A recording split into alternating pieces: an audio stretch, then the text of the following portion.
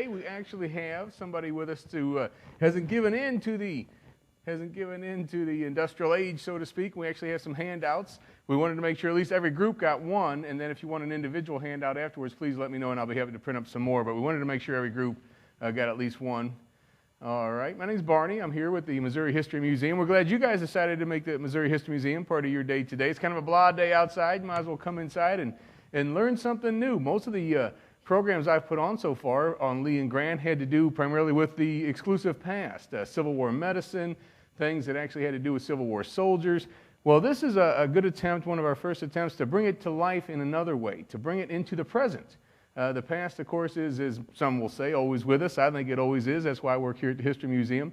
And so today, we're delighted to have somebody who's going to try to bring all this past information and put it into the present day for us.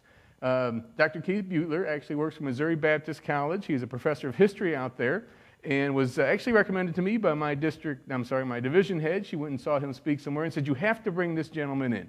And so I did. And ladies and gentlemen, so please, you'll welcome Dr. Keith Butler.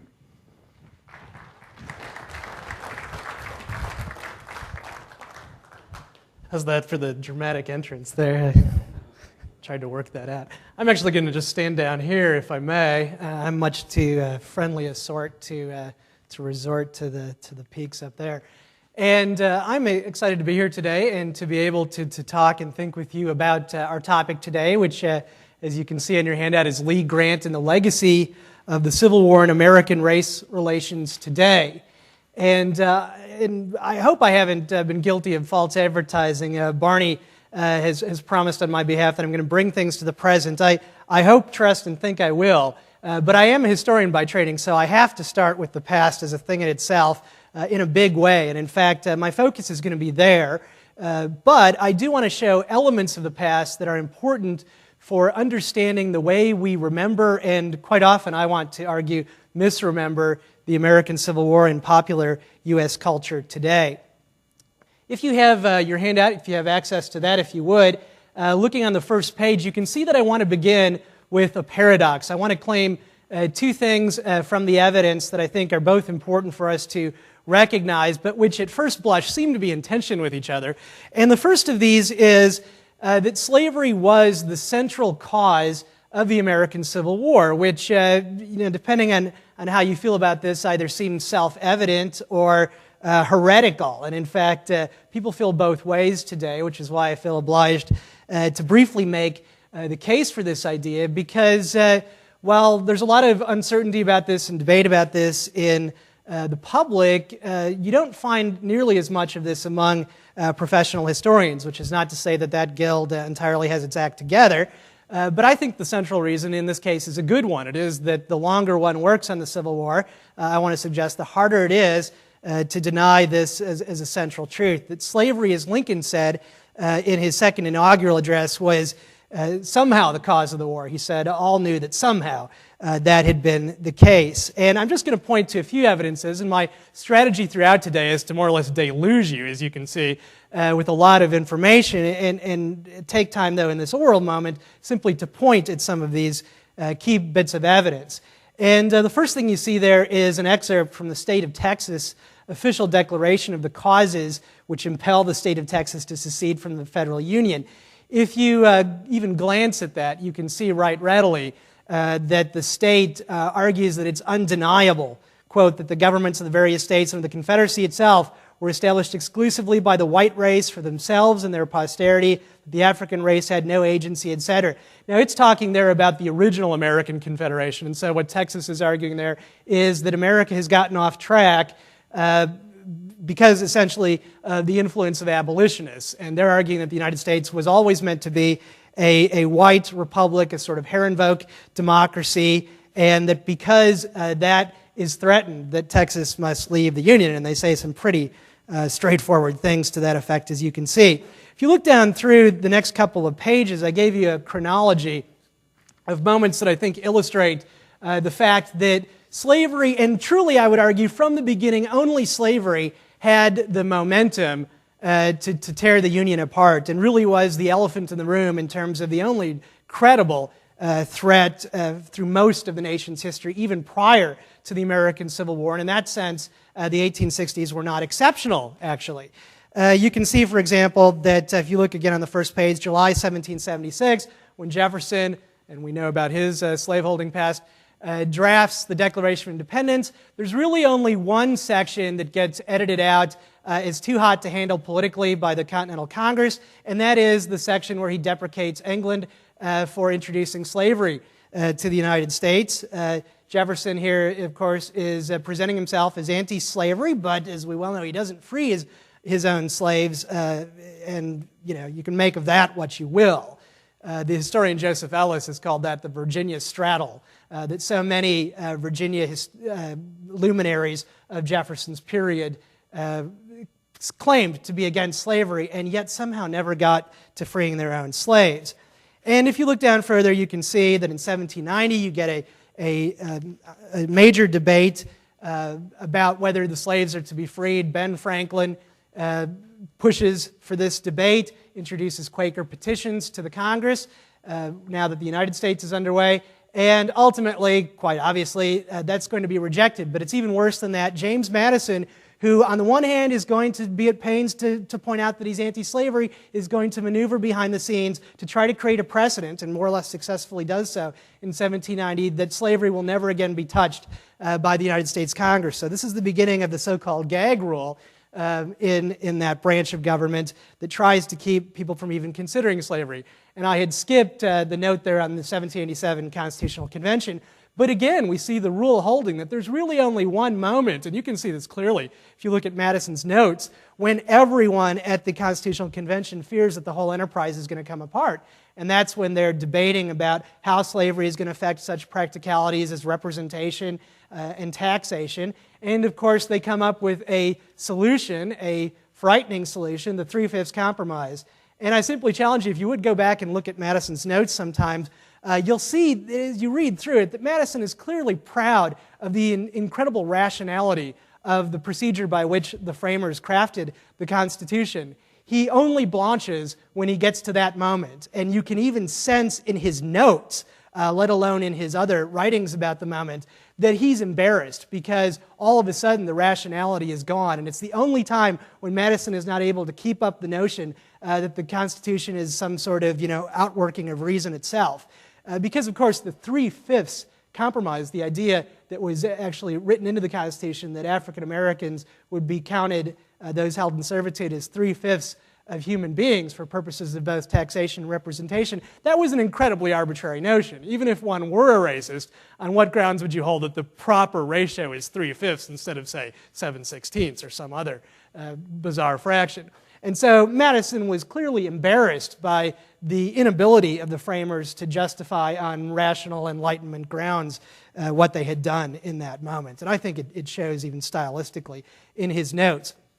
If you look down further, you can see all sorts of other examples of how slavery uniquely is going to threaten the Union through the nation's history, with only the rarest of exceptions. In the War of 1812, one might see some exceptions, but if you look at the congressional record and you look at those cases where congressmen actually threatened to use their political strength to wrest away from the nation their particular state or region, always, again and again and again, the context will show that they're speaking about slavery. So slavery always was the central threat, but this does raise a lot of questions, one of them specifically about Lee and Grant that we'll see in a moment.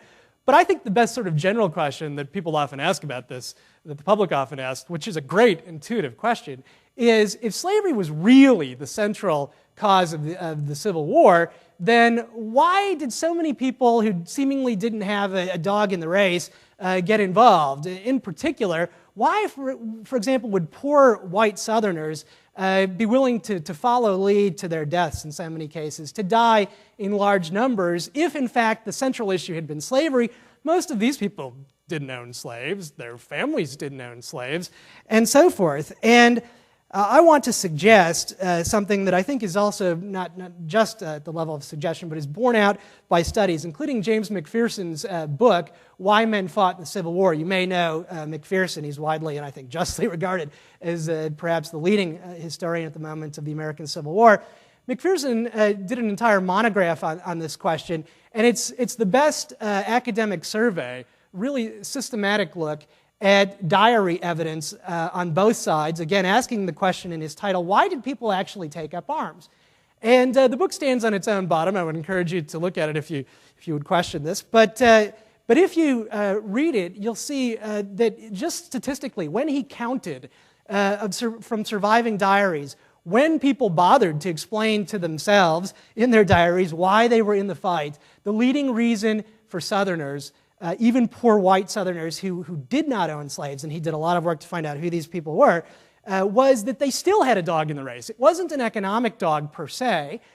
Clearly, again, they didn't own slaves. They weren't going to lose their property in this way. So what did they have to gain or lose? Well, I'm afraid the answer is not particularly pretty from where we sit today. They had something that the historian David Roediger called the wages of whiteness to potentially lose, which is to say that particularly in a very hierarchical society, as the United States was, and one might see the South having been particularly like that, they had a benefit in slavery in that they could never fall to the lowest rung socially, so long as the slaves were there. And in that sense, even if they were considered sandhillers or crackers and all these pejorative terms that whites even used of them, poor white trash, terms that still survive, they knew that they were not the lowest of the low. And odd as it may seem, you know how it works. I mean, we all care. I'll be honest, I care more than I wish sometimes about social cues. Do they like me? Do they really like me? All these kinds of things, And so how we're regarded by other people in the tribe, so to speak, can be an incredibly motivating force for people. And I gave you this example from an essay by a gentleman named DeBow, contemporaneous in the South, in which he lays it on the line and simply tells non-slaveholders that they have a lot at stake, that worst case scenario that he imagines someday a nightmare world where the free Negro's vote shall weigh equally with his own, speaking of the white man, and that the little children of both colors shall be mixed in the classes and benches of the schoolhouse and embrace each other filially in outside sports. I mean, he's just thinking that this would be the end of the world. So all the way in this back at this moment, you have DeBow saying, rally around this sectionalism because otherwise you're going to have school integration and all kinds of things that you're going to hate. So he's waving the racist flag quite clearly. Jeff Davis and Alexander Stephens are really great examples, gave strong evidence that they themselves, the President Jefferson Davis of the Confederacy, the Vice President Alexander Stephens, recognized that slavery was the central cause. And I gave you a couple of quotes from both of these men on that page. If you go to the next page, paginated number 4 here, you can see an excerpt at the top from Alexander Stephens' address, The Cornerstone of the Confederacy, which he gave on 21 March 1861, so not long before Fort Sumter. And this thing speaks for itself. I mean, you can read the entire thing, but even the excerpt that I gave you here is frighteningly colorful. I mean, he says, the new Constitution is put to rest, by which he's referring to the Confederate Constitution in this emergent proto-nation, forever all agitating questions relating to our peculiar institution, African slavery, as it exists among us, the proper status of the Negro in our form of civilization. This was the immediate cause of the late rupture and present revolution. And he goes on to talk about this. He ultimately says that slavery is the cornerstone of the new Confederacy, of which he will become vice president. Our new government, he says, is founded upon exactly the opposite idea of the abolitionists and so forth. Its foundations are laid. Its cornerstone rests upon the great truth that the Negro is not equal to the white man, that slavery, subordination to the superior race, is his natural and normal condition. Pretty troubling stuff, but I don't think, at least it has the virtue of clarity. After the war, Stephens is going to change his mind, as will Jefferson Davis. Both are going to write extensively about this, and quite typically, actually, for leading Southerners, they are going to claim after the fact that they had never really held to that view, and that it had all been a battle over jurisprudence, that people and high principles with regard to states' rights, et cetera, et cetera. One could say a lot of things in regard to this, not least of which is, again, the documentary record is quite a problem for their own revisionism after the war. But also, just in general terms, look, for example, at the 1850 Fugitive Slave Act, and you can see that that was meant to protect slavery and slave property in the United States. And in that moment, you find one Southern senator after another taking the floor and saying that, that anyone who opposes the Fugitive Slave Act simply doesn't understand that federal power is superior to state power. And so, the same individuals who in other circumstances will assert states' rights over federal authority, well, their position on these things simply varies. It always depends on whose ox is being gored as to what view they actually take on these matters. If you look further on the handout, you can see on page 5, another thing to notice, though, is that we don't have stasis. We don't have an unchanging situation in terms of the politics of race in the American Civil War. There is going to be real change.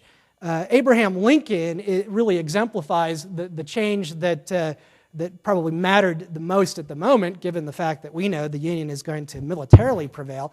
Abe Lincoln, what I gave you here on page 5, you can see I gave you actually a sort of angry posting by someone in a listserv that a lot of historians of the 19th century use, who said, why did people venerate Lincoln? He said all kinds of racist things, and so they dropped in a number of racist things that he said. And in fact, the problem with this post is not that the quotes are false, they're real. It's that they're not entire. They don't show the sort of conflicted nature of Lincoln's views going into the war on race. Were they entirely logically consistent? No, which is to say there's a difference between real people and sort of theoretical purity, and Lincoln was no exception in that regard. But his direction in the war is very telling. Lincoln is going to be pressured by a number of factors and a number of people. Most particularly, if you look on the next page, on page 6, Frederick Douglass is going to inveigh mightily and persuade Lincoln that for a host of reasons, combination of ethical reasons, practical military reasons, and others, that Lincoln needed to change policy and actually try to use the war to end slavery, which, complicatedly enough, and I think it's just a matter of stating things as they were, which does not always make them easy to see or explain. I think we can argue very clearly that slavery brought on the Civil War, but this is not to say that the sides were sort of neatly arrayed on opposite sides of the slavery question legally. In fact, the Union initially really was willing to allow the South to keep slavery rather than lose the southern states. And the South simply, the problem really that caused the rupture was the South simply didn't believe that, particularly in the wake of John Brown's raid, which of course Lee is going to have some involvement in apprehending Brown, as you know.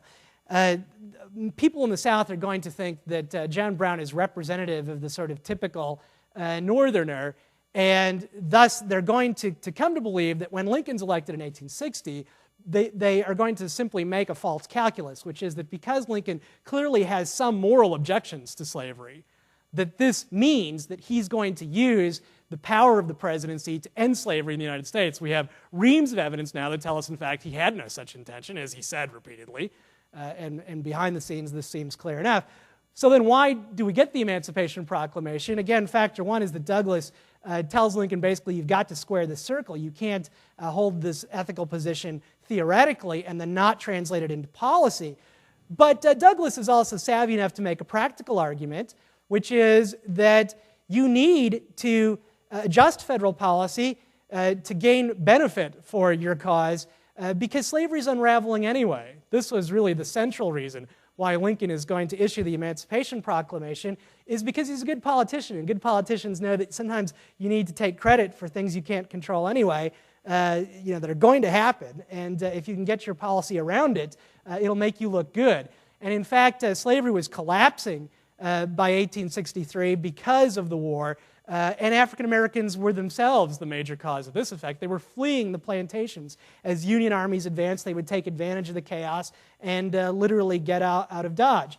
And it was fairly obvious that it was going to be logistically a nightmare, presumably impossible, to simply restore the status quo antebellum in terms of this human property.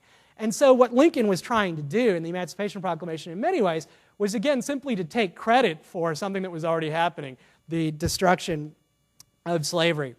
And, it was a win-win situation for him because he finally found his conscience salved as well. There's actually an excellent book on this whole process with Lincoln called Redeemer President by Ellen Guelzo that I would recommend that just parses that in detail. And then finally, relatedly, Lincoln's getting all this mail from people who are going to say to him, from African Americans themselves, how can you argue that you're on the side of freedom when you don't give us freedom? And then after he issues the Emancipation Proclamation, he's going to get mail also from widows of fallen veterans who are going to really hold his feet to the fire and say, something had better really give in American society, given that I have given you my husband or my son, and that he's died on the field of battle. If you look on page 7, last major point I want to make on Lincoln is, which I think frames then again the entire background in which Lee and Grant are going to carry the military side of things in opposition to each other. Lincoln's Gettysburg Address, I think we've heard so much it's become trite, and I think we tend to misunderstand it. If you look at it in this context that we've just seen, I think we get a different feel for the real gravity and power of that address. And you're familiar, of course, with the words, but one thing I want you to notice is how often Lincoln in that address is going to repeat almost relentlessly the word here, here, here. You can look for yourself and see how often he does that. Now think about where here is when Lincoln is giving that address. You have a picture here of bodies on the Gettysburg battlefield, and I gave you also a picture of the dead being disinterred at Cold Harbor, simply to make up for the paucity of such pictures with Gettysburg, but the gore is more or less the same, whichever battlefield you're talking about. And when Lincoln went to Gettysburg, the stench still hung heavily over that entire town. It was a nightmare of grand proportions. They still had animals digging up bodies on the field, and the whole point of Lincoln's coming really was to dedicate a cemetery to try to give proper burial to all of these bodies. And yet Lincoln, instead of sort of running away from the scene in his remarks, keeps pointing back to the battlefield itself, the here-ness of this whole thing. And I think that's the key, because what Lincoln says then in conclusion, this whole famous bit about how we have to have a rebirth of freedom, and his evocation earlier of the Declaration of Independence and the notions of all people being created equal. What Lincoln's getting at here is sort of a fascinating mixed bag notion. He's arguing, I think clearly in his own writings would seem to suggest this too, that on the one hand, the good news is the framers of the United States talked a good talk in some of their founding documents, particularly the Declaration of Independence. And Lincoln had set on his way to accede to the presidency in March of 1861. He stopped off in Philadelphia, gave a speech in Independence Hall in which he said that all of his political beliefs were founded on the Declaration of Independence. And that's typical Lincoln speak in this period. And yet Lincoln had mixed feelings about the Declaration, and particularly about its author, Thomas Jefferson, because Lincoln knew the essential fact that Jefferson had talked this way about human rights, and yet if he had thrown a rock out his window, Jefferson might have hit one of his slaves. And Lincoln was troubled by that disparity, and now finally, by the time of Gettysburg, he's under pressure from Douglas and just the events themselves. He's trying to make right with this failed promise of the nation, and finally trying to deliver. And so I think the message of Gettysburg is that the only justification for these horrendous casualties is if something really changes, if we have a rebirth of freedom. So it's a patriotic moment, but it's not the sort of old hat of, I love the founders too. It's partly a rebuke of the founding generation. It's both and. It's saying, this time we're going to do it, and we're going to do it for real in terms of extending human freedom. And lest we think that's simply us reading into the beauty of the address, if you look on the next page, you can see what's paginated page 8, that the Chicago Times, in an editorial, is going to be very clear on their understanding of what Lincoln's saying. It's a Democratic newspaper that is going to loathe Lincoln and hate his Gettysburg Address. And they're going to say near the end that He says, "How dared he, Lincoln, standing on the graves of these soldiers, misstate the cause for which they died and libel the statesmen who founded the government? They were men possessing too much self-respect to declare that Negroes were their equals or were entitled to equal privileges." It's stunning. This sounds exactly like what Judge Taney wrote here in Missouri in his well, not in Missouri, but the case that began here. As Taney held for the majority of the U.S. Supreme Court in 1857, he said that, among other things, he quoted the Declaration of Independence and said, "It surely does not mean that we're going to extend freedom to African Americans because," says Taney in his steeped racism, these guys were too bright for that, basically. It's entirely circular reasoning. He's assuming the truth of what he's arguing to. And likewise here with the Chicago Times, that they simply can't conceive of this move on Lincoln's part. More evidence that this is really where Lincoln is going, and so that therefore we have a real change from the top down in the purpose of the Union's campaign. You can see on page 9, Lincoln had befriended a fellow by the name of William Johnson, African American, and gave him a position in the government at Treasury. And sometimes he served Lincoln as a valet. Lincoln, on 18 November, just as he's about to go to Gettysburg, is going to send a note to the Treasury Department, and it's a curt one. It simply says, "William goes with me." And he's going to take William with him to Gettysburg, let William hear the address, and William, not long after, is going to die of a smallpox epidemic that's going through Washington, D.C. Lincoln was immune because he'd had it as a child. And after Johnson dies, Lincoln is going to use his own money and pay for this monument that, interestingly enough, is going to be put at Arlington, Robert E. Lee's estate that the government confiscates and uses to bury Union war dead. And I think it's classic Lincoln. I mean, it's one word, but this is a guy who has economy of phrasing. Citizen, William H. Johnson, citizen. He takes this black man that he cares about, and he buys him a monument at his own expense that simply calls him a citizen, which was directly in the face of what Taney had written in the Dred Scott case, where Taney had held that under no conditions could a black man, quote, have any rights which a white man is bound to respect. Lincoln is clearly flying in the opposite direction now, and frankly, I think pleased to finally be doing right by these issues. If you look nextly on page 10, we turn then from this context that I think is the essential backdrop culturally from which to weigh all of the military campaigning, and we consider Grant and Lee's decision to join the fight. And in fact, I want to say straightforwardly, I don't think there's very good evidence that Grant and Lee are getting into the war as ethical crusaders.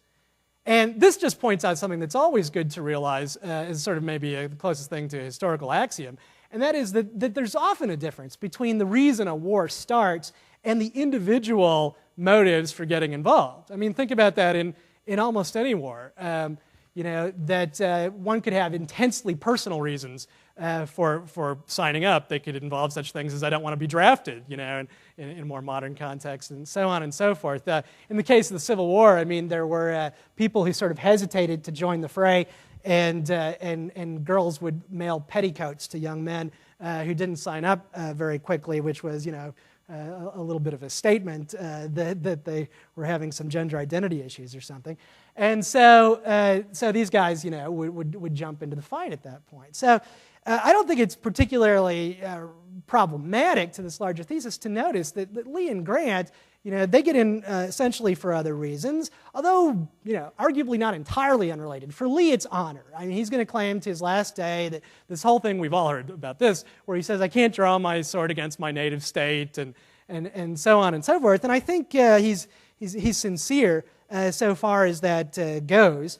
And yet one might be able to connect it because Lee had family on both sides of the Civil War, and to the extent that he talked about family, in that sense, it could have gone either way, as it did for some other Virginia generals who took the other side when the rupture came. And yet I think Lee did care about the culture around him and did seek to defend it. Grant, likewise, is going to be motivated more by honor than anything else. He's going to write in language not that far from Lee's at the time about the honor of his family, and ever the pragmatist, sort of a guy who wants to, given a lemon, wants to make lemonade. He's also going to write to his father in April of 1861 and point out that he was trained for such an emergency at the expense of the government. So he basically says, I mean, this is kind of my job, and they paid a lot of money for this. I really ought to give them their money's worth. And so he enlists, or he takes up arms. Looking down further, you can see, now though I want to, having granted that race wasn't the initial motivation for either of these guys to get into the fray, I want to explore what their views seem to have been on race, and notice in each case how neither of these guys, even though they didn't go into the war wanting to have such a focus, neither was able to simply levitate above the greatest issue of their day. Look first then with me, if you would, at Lee, and if you look down midway through the page 10 there, you can see that I go in a bit into Lee's family as part of the context for Lee's views and concerns and pressures around him socially with respect to slavery. Lee is going to marry Custis, who's the granddaughter of George Washington. That's ultimately how he's going to end up with the estate that the government, Arlington estate, the government does confiscate. An estate which, by the way, the family is going to be maintaining at the time as a virtual museum to George Washington. They're going to have all kinds of relics, including locks of George Washington's hair that Lee will actually worry about when he's out campaigning in the war, and he'll write back to his wife and say, make sure that you don't let the Yankees get all that stuff, all right? And in as much as he gets Arlington, he gets not just these sort of typical material relics, he even gets slaves that are themselves relics of George Washington. And I mean that quite seriously. I'm not trying to be smart alecky about it, because there are going to be several members of the slave family, as the Lees and Custises like to call them, at Arlington, who had originally been owned by Washington.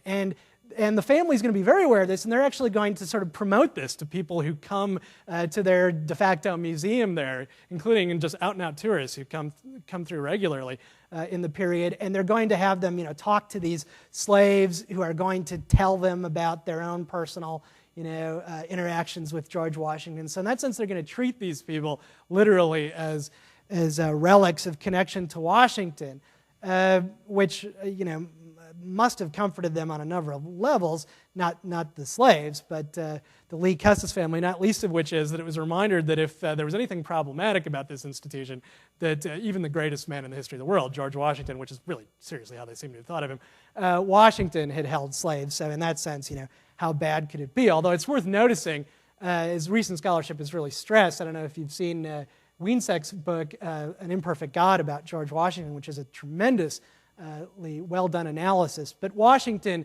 really was somewhat exceptional by the end of his life. His attitude changed.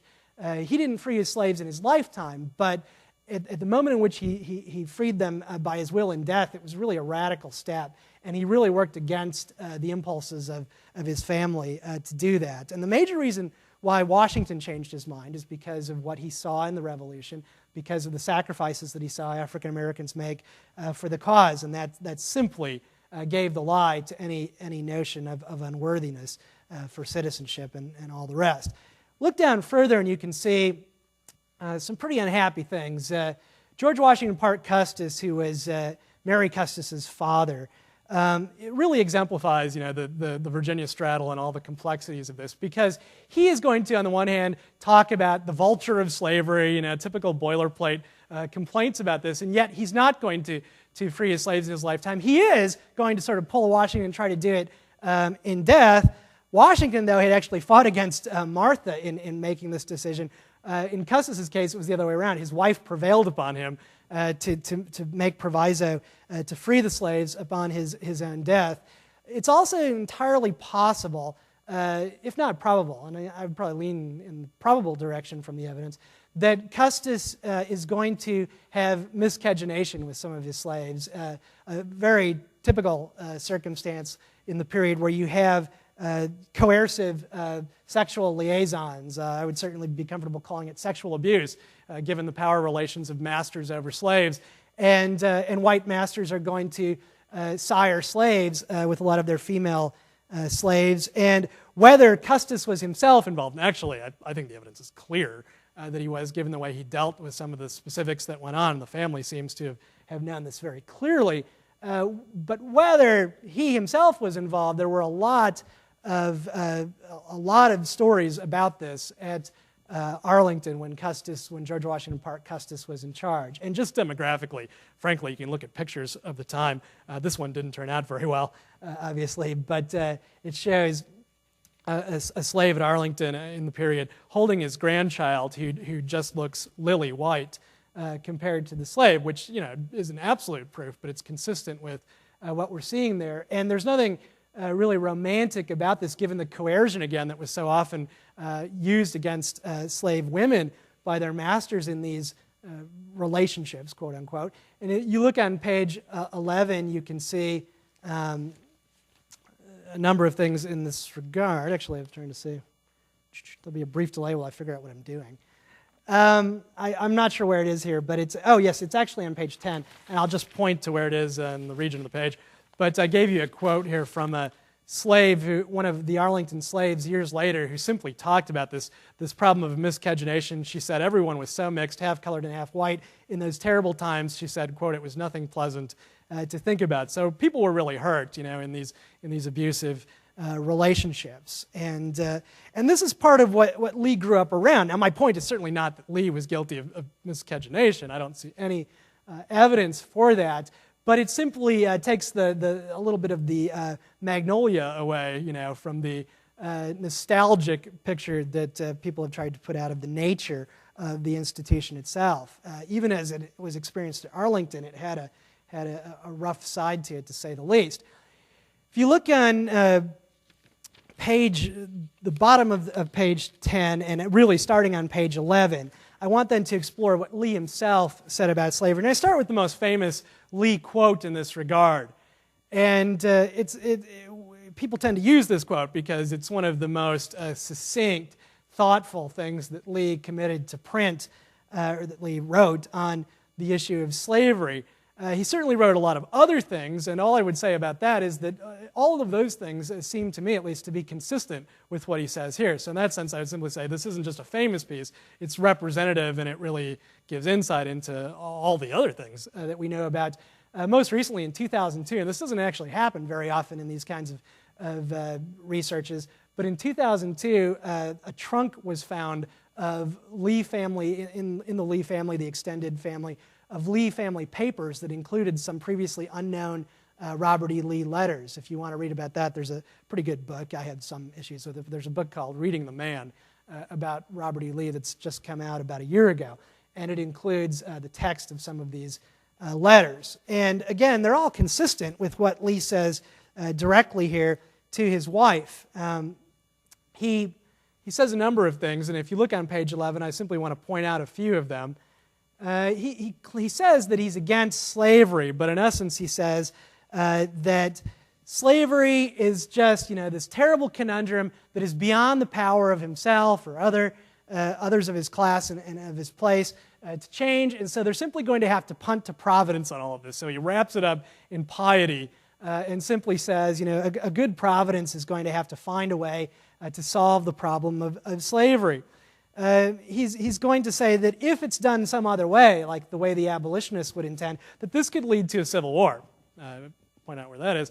So again, Lee himself, recognizes that slavery is the thing that could lead to civil war in the United States. Looking down further, he says of slavery, he says, "I think it is a greater evil to the white than to the colored race. While my feelings are strongly enlisted in behalf of the latter, my sympathies are more deeply engaged for the former." Frankly, I think this is Lee's position in a nutshell, all right? And it's astonishing in retrospect. Now, I don't want to be too snide because, again, look at his situation in terms of how he's been reared, et cetera, et cetera. Lee doesn't invent racism, but is he affected by it? I think unquestionably. Lee says, straightforwardly that he basically doesn't even try to have, empathy to the slaves there, and he really thinks the real victims of slavery are the masters. Which is very typical language at that time. And in fact, recently I read something that one of his relatives, Markey, wrote that he was pretty enamored with, actually. In fact, he wrote to her for about 20 years and wrote some amazing stuff.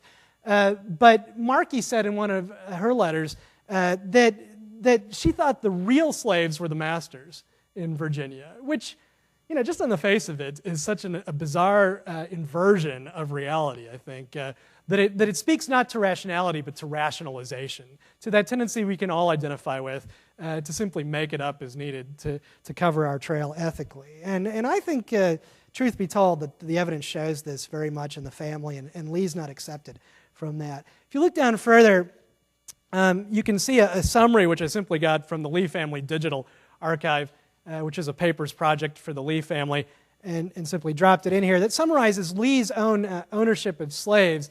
Lee is going to, he deserves, I think, real credit here, he's going to mostly try to divest himself of slave property. He ends up not long before the war in a situation where he is the executor for his wife's estate, and she ends up inheriting, just a bad situation where George Washington Parke Custis, as we said, had emancipated his slaves at death.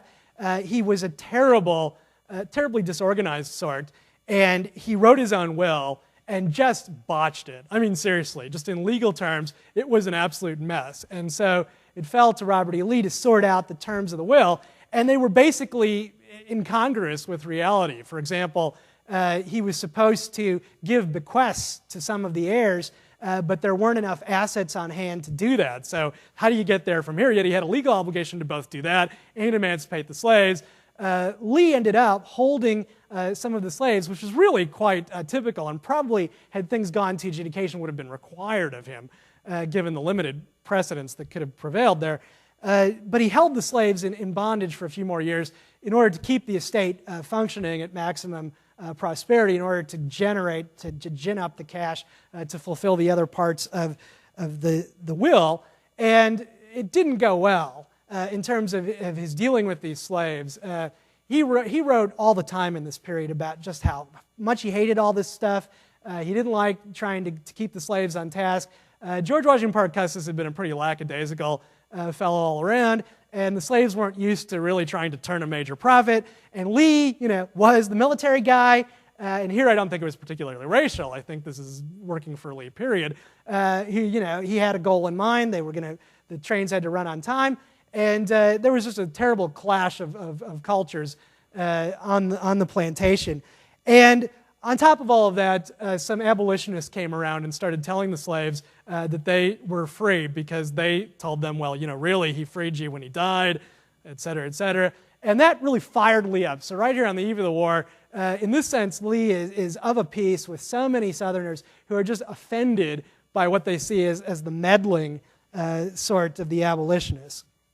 If you look down further, you can see, one could say a great deal more about how things unfold in the war, but near the end of the war, Lee is going to obviously have his back to the wall, militarily speaking, and he's finally going to throw in his support for a desperate gambit that some in the Confederacy were talking about, which was to go ahead and arm slaves for the Confederacy, which with the Emancipation Proclamation, the part we tend not to read, Lincoln had actually begun in that document laying the legal predicate for doing what the Union did, which was to enlist about 1/5 of all draft-age young African-American males in its war effort. Now Lee simply says, we can't have it both ways. We can't win the war and keep our slave property.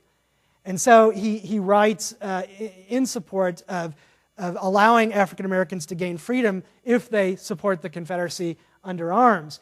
But notice the language. He's very careful here to make sure that the political authorities in Richmond understand what he's not saying. He says that his real concern is the welfare and happiness of our people. He's not some do-gooder when it comes to this other race. If you look down further, you can see he says, considering the relation of master and slave, controlled by humane laws and influenced by Christianity and enlightened public sentiment, blah, blah, blah, as the best that can exist between the white and black races while intermingled as in the present in this country, I would deprecate any sudden disturbance of that relation unless it be necessary to avert a greater calamity to both, etc. And that's typical boilerplate stuff. Everybody knows how this gig works. You're against slavery, but we can't get around to anything today. So you fall into the St. George Tucker pattern, St. George Tucker being a prominent Virginia jurisprudent who had proposed a 100-year plan in the early 19th century. And this is all in that kind of vein. And again, he just makes clear that the real issue is to save the Confederacy militarily. On page 13, you can see more of this. He says, I think, therefore, we must decide whether slavery shall be extinguished by our enemies and the slaves be used against us, or use them ourselves at the risk of the effects which must be produced upon our social institutions. So Lee's saying, yeah, there's a real connection between our social institutions, our whole society, and slavery.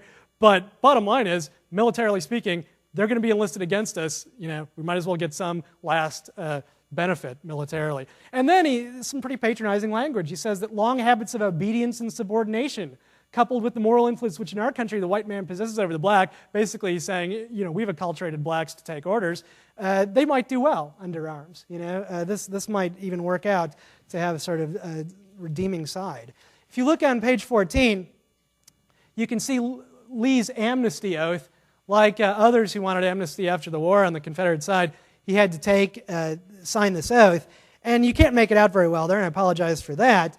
But notice a provision people tend not to notice in the amnesty oaths, and that is that he's swearing that he's going to give support to all laws and proclamations which have been made during the existing rebellion with reference to the emancipation of slaves. In other words, the amnesty oath requires you to support the 13th Amendment that ultimately is going to be made constitutional law as one of the outcomes constitutionally of the war.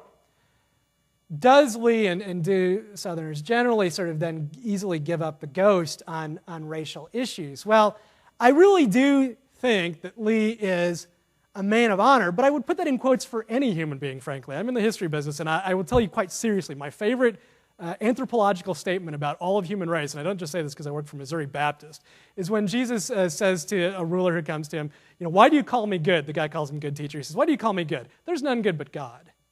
And I think that's pretty good general summary, okay? So Lee certainly tries to maintain honor and consistency, but I think, you know, he's under pressure here, and he is going to, as many are at the time, he's going to sort of poses technically, you know, supporting the new regime, accepting the constitutional changes and all the rest, but he's not going to go out of his way to simply promote concomitant social changes on the ground. He's going to be asked to appear, forced to appear, subpoenaed, before the Congressional Committee on Reconstruction in 1866, and you can see there that they're going to ask him about the relationship between the races in Virginia, and I simply submit this to you. You can look at this if you would, you know, at your leisure, and you'll see that he just basically says that as far as voting in particular, you know, he just, in theory, maybe someday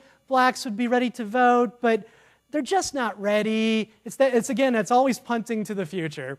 And he says that, you know, whites who are resisting this kind of stuff, and the context is really talking about things like the Ku Klux Klan, whites who are resisting this, they really just, you know, don't want incompetence and malpractice among voters, you know, and he simply correlates that with the change of the suffrage with respect to race.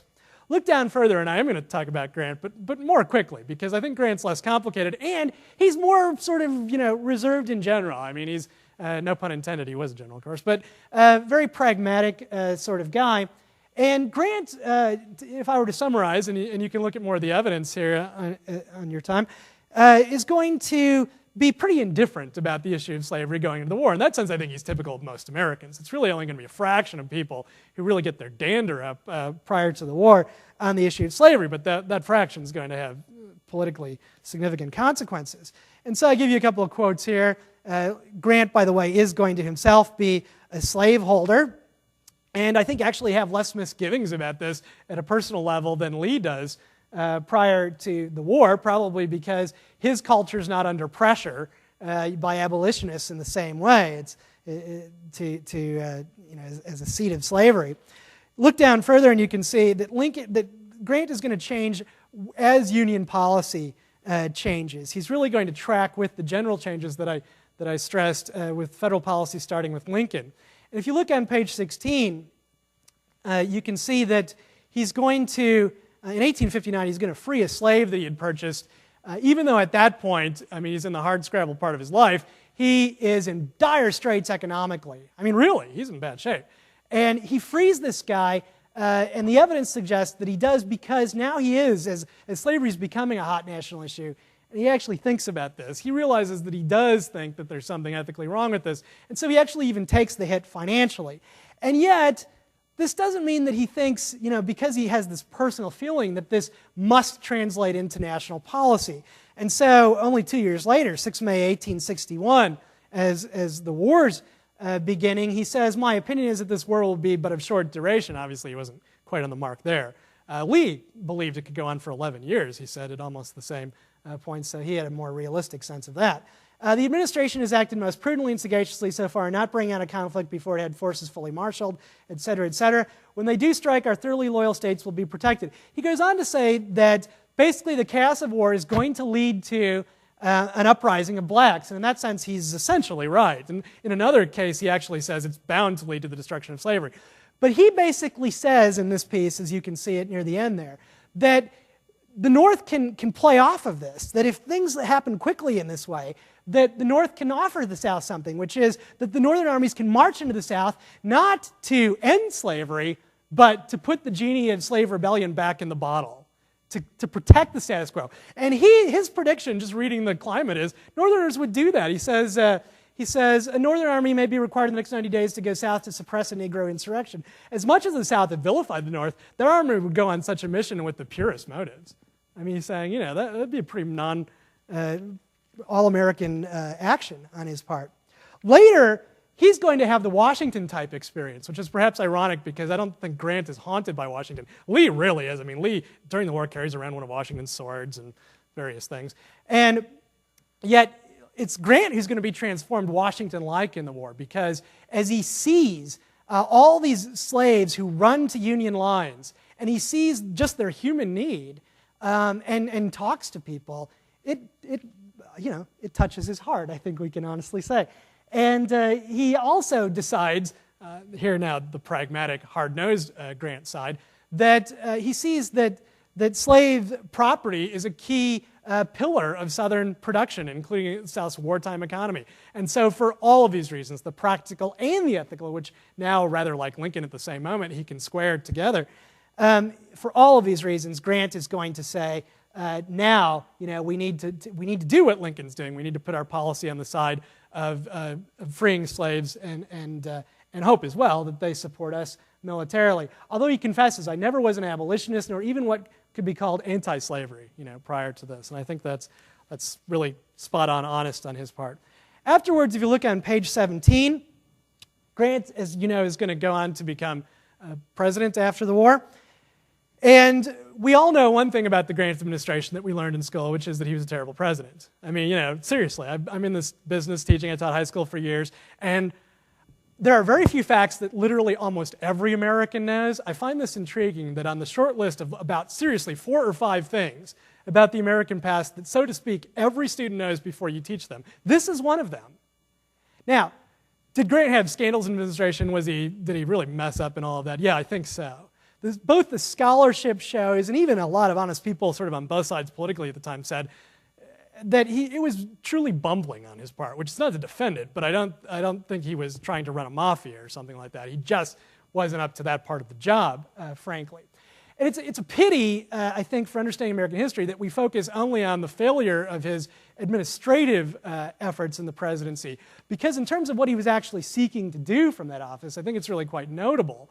He really was seeking to protect first Native Americans, and we could say more about that. Again, from his military experience, he had actually met people. They weren't an abstraction to him, and he had come to respect Native Americans and really was troubled by federal policy in that regard for good reason. And he really appointed some good people to the Bureau of Indian Affairs. Again, it was the administrative problems that really messed everything up there. He's going to really push, and I can hardly exaggerate this point, for the Ku Klux Klan Act of 1871. In fact, at one point he says to Congress, this is the only thing that I really want to recommend to you is passing this. And that's going to be authorizing the president to take, use military force to uphold the rights of African Americans to vote. And in fact, he's going to follow through. He's going to get President Grant, he's going to get 1,000 indictments in 1 year, backed by this military force. And you're going to get the freest elections in terms of, squaring with the proportions racially on the ground. in the South until the Voting Rights Act of 1965. I mean, the sad news, as you well know, is you have this brief moment where African Americans get to participate, where people actually get elected, and then you have a 100-year hiatus as you get this blowback where, in a sense, you get a neo-Confederate reaction that's all too successful. And in the wake of Grant's administration, you're going to get Hayes coming in, and as part of the compromise that allows Hayes to take office, as you probably know, he promises that the troops will stand down. It's not literally true. Sometimes people say that he withdraws all troops from the South. There's still going to be federal bases in the South, but they're not going to enforce the 13th, 14th, and 15th Amendments. And that precedent is going to be known to American presidents all the way up to when Eisenhower sends troops in 1957 to Little Rock. I mean, he's actually going to consider that, but basically say, I could care less. And I think to Eisenhower's credit. But American presidents are going to believe that there's this deal, because there is a deal, a precedent that you know, 13th, 14th, and 15th Amendments either get enforced locally in the South or they don't. But it's not the federal government's business. And Grant recognized that if you don't enforce those things, that those losses of the war are unjustifiable. Contrary to what people say, Grant wasn't the sort to be haunted, but he took seriously the incredible casualties that he ran up on both sides to win the military victory. And he was clear that he believed that only this kind of racial change, in Lincoln's term, this rebirth of freedom, could justify that. And I give you some specific examples of how this affected people on the ground. Go with me, if you would, to page 21. I'm just going to breeze through a couple of last thoughts here. Give you some other things there as well. But we know about Lincoln's Gettysburg Address. We've talked about that, and perhaps you've heard about something that I think is very intriguing, and that is that 50 years later, in 1913, Woodrow Wilson went to Gettysburg to give his own Gettysburg Address. It was the 50th anniversary of the battle there. The federal government appropriated money to allow veterans of both regions, northern or southern, Confederate or Union, to come at federal expense to this reunion. Thousands actually came. And Wilson's administration made it clear, that, again, that everyone was welcome, except they very systematically, administratively, went to African American groups and made sure the word was out that no African American veterans are going to be welcome at the reunion, of which there had originally been 150,000 who had served, still thousands living at that time. And the reason was because the Confederate groups with which the administration was working to pull off this show of reunity, the Confederate groups made very clear, several of them, that their people would not be in attendance if black veterans were allowed. And so Wilson's administration readily gave way on that point. One could say a lot about Woodrow Wilson and issues of race generally. If you look into his address here, you can see that he talks about the meaning of the war in his Gettysburg Address. And he says, "Upon these famous fields and hillsides their comrades died about them. In their presence," speaking to these veterans, "it were an impertinence to discourse upon how the battle went, how it ended, what it signified." Wilson's saying, it would be cheeky of me to try to talk about the meaning of the thing, you know?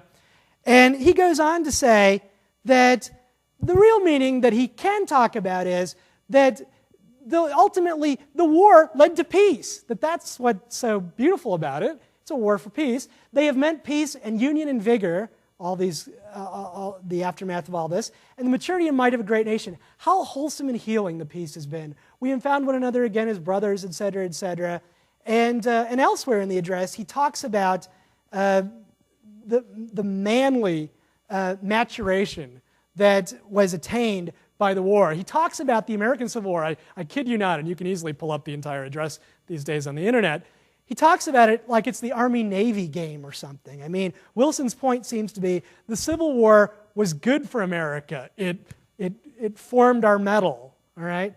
I simply submit to you, I think I can end there and take you to the present because I don't think we've gone much past what Wilson did there. The sort of sleight of hand where he substituted Lincoln's profound, ethically laden view of Gettysburg. Instead, Wilson substitutes Gettysburg as a sort of all-American football match that simply shows what a vigorous folk we are. And in so many ways, I think we're still there. I'm not per se against reenacting. It could be done well, it could be done poorly. But one certainly meets a lot of people who care much more about the military excitement of the thing, about getting the details of the buttons on the uniform right, than on figuring out why people sewed those buttons on to begin with. And I simply challenge you to think about that. I mean, in this business, I mostly actually specialize in the Founding Fathers era. But when I tell people that at dinner parties or whatever, like I ever get to go to those, I have kids. But when I tell people what I do for a living, before I tell them what I specialize in, whether it's even American history, I mean, my wife will tell you this, 9 times out of 10, they then bring up the Civil War to me, and 50% of the time after that, they say to me, I hope you're not teaching kids that the Civil War was about slavery, because it wasn't about that. And I have to say, pass the potatoes or whatever. I mean, it's like, I didn't know we were talking about that. So you get the degree to which people feel invested in these kinds of issues. Well, our time's officially at an end, and it's time for us to take questions. Do you have any questions or anything of this? Go ahead.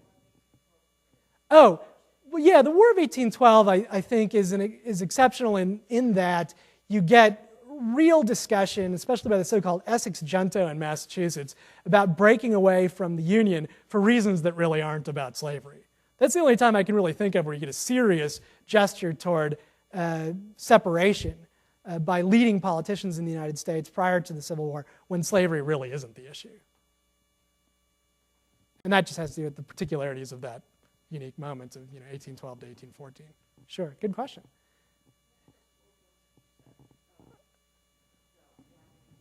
Yeah, James McPherson's book, Why Men Fought in the Civil War. I mean, there's so many good things. David Blight's book, Race and Reunion, which does an incredible job on this Wilson speech.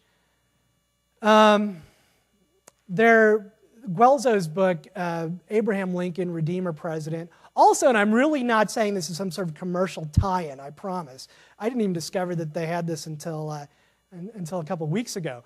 But as affiliated with the exhibit, which is a traveling exhibit, this Lee Grant exhibit, several people at University of Virginia and at the Virginia Historical Society put together a book simply called Lee and Grant. And I have to tell you, this is a cut above the typical stuff, because it's a glossy book that has all kinds of photos of things that you see in the exhibit.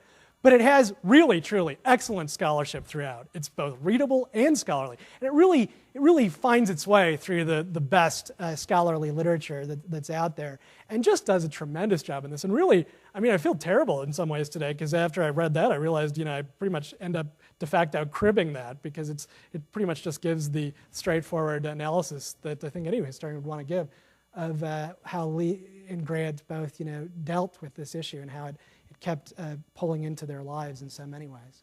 Yeah. I really do recommend that book. It's tremendous. Go ahead, please.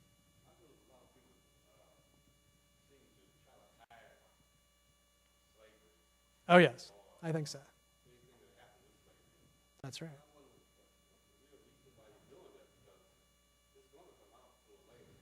Well, I certainly think so. Yes. And being in this business, I think I have one major obligation, which is not to say I carried out fully. Remember the axiom, there's none good but God. But the ethical imperative that applies is to simply tell the truth, not to try to tell something useful or that goes in a direction that I might find convenient. And there is, I think, too little of that generally. I mean, even in high school, I'm an old high school teacher, and these textbooks are written to cultural consensus views of history. I mean, they are. It's a business, They don't want any parents getting angry. And so they tell a very happy, to their thinking, safe story. But I think it's also a fairly worthless story. First, because it's not very accurate. But secondly, because, I'll put my cards on the table. I've learned more from my mistakes in my life than I've learned from the happy, triumphant moments, all right? Really. And so it is, I think, often in the life of a nation. I don't think it's very beneficial to lead these kinds of problems. So I agree, but I think, people think they're doing a service to patriotism by hiding these things, and they're not. Absolutely. Anything else? Any other questions? Go ahead, please. Yes. Oh, yes, I can give you mine here when I'm done. Sure. And you have my email address here. Well, actually, that's a circular thing. I was going to say my email address is on the flyer. If you need a copy of the flyer, email me. But that doesn't work, all right? Logically. But my email address, if you go to Missouri Baptist University and just just look at the contacts page. You can find me there. So, yeah. Thank you so much. Thank you all very much. I appreciate it.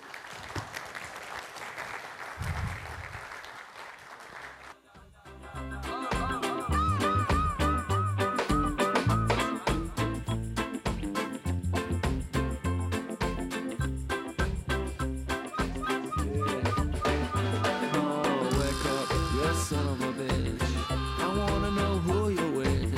Why do you roll in at night at like 6 in the morning? I say, wake up, my love of mine. Why do you spend your time with these guys who don't love you the way that I do? Yeah. This time things gonna be changing. Starting new, rearranging. I got a new girl I'm seeing, just like the last one, just like the first one. Live for today, not tomorrow. Keep moving away from sorrow.